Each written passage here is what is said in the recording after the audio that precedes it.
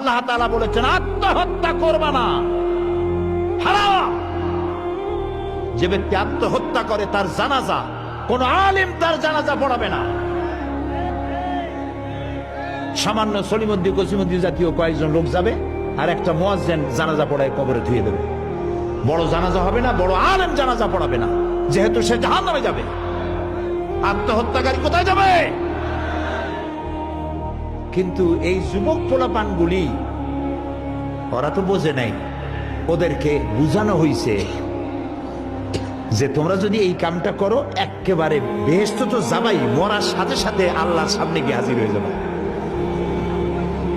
আপনারা carrom board খেলা নিশ্চয়ই দেখেছেন অনেকে। আর ভাই কইতে লজ্জা কি, আমিও তো খেলছি ছোটবেলায় ক্যারাম বোর্ড খেলা। এটা কি কোনো গুনাহ নাকি? আমিও খেলছি। ক্যারাম বোর্ড খেলাটা কি? বোর্ডের উপরে কতগুলি এরকমের গুটি থাকে, একটা থাকে লাল, ঠিক না? এখন বোর্ডের উপরে এই গুটিটা আমি মারতেছি, সামনে আর একটা গুটি, কিন্তু সামনের গুটিটা আমার মূল টার্গেট না।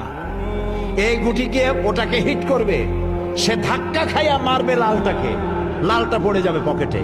কিন্তু যে লালটা পকেটে পড়লো ওই বেচারা জানলো না যে আসলে মূল ধাক্কাটা কে মারছিল।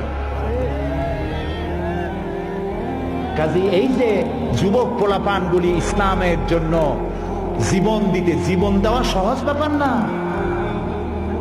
কত বড় নেশা, পাগল বানায় এদেরকে। মরবার জন্য এসেছে, মরবে সে। একজনে নাকি মোষ খুব বড় ছিল, হাত দিয়ে মোষ এরকম উঁচা করিয়া তারপরে মদ খাইতেছে বহুত কষ্ট করে। তারপরে লোকেরা বললো তো তুমি এত কষ্ট করে মদ খাইতেছো কেন, হাত দিয়ে মোষ এত উঁচা করিয়া? কয় যে ওলামাদের কাছে শুনেছি কিছু পান করার সময় মোষ ভিজলে তা নাকি মকরু হয়। ও খাইতেছে কিন্তু মকরুর ভয় করতেছে।